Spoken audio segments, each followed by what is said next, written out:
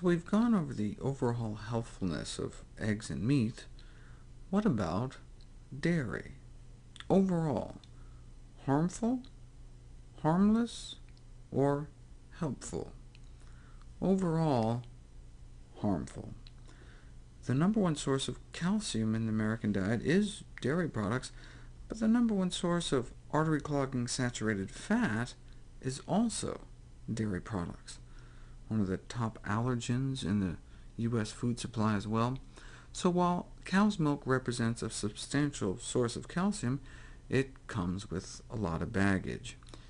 Milk really is the perfect food for baby calves, superbly engineered fluid that will turn a 65-pound baby calf into a 500-pound cow in just 1 year. So if we need to gain a few hundred pounds, maybe, but otherwise we should just leave their mother's milk to them. The calcium in dark green leafy vegetables like kale, broccoli, bok choy is absorbed about twice as well as the calcium in milk, and there's a bonus.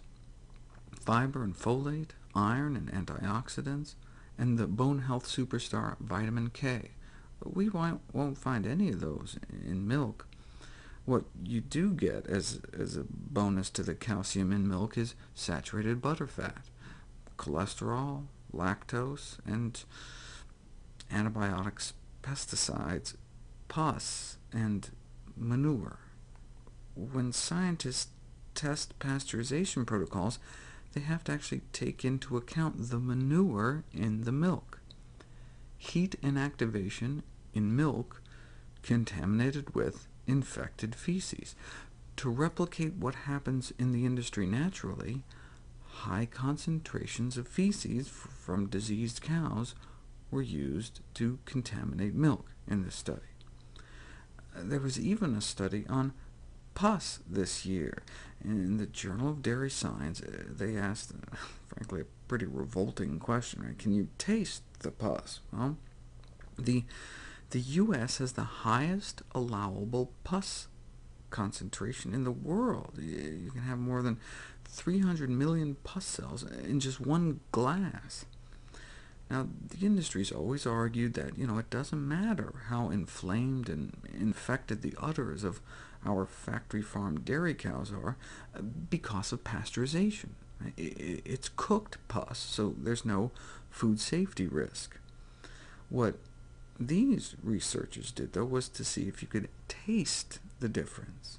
They made 2 vats of cheese, one with high pus milk and the other conforming to the more stringent European standards, and not only could they taste the difference, but now with less pus, cheese evidently tasted significantly better. Speaking of pus, pimples. New Harvard study this year showing significantly more acne in milk drinkers, leading a top dermatology journal to editorialize for a no-dairy diet, reducing dairy consumption for anyone with zits to 0, because of the hormone content in milk.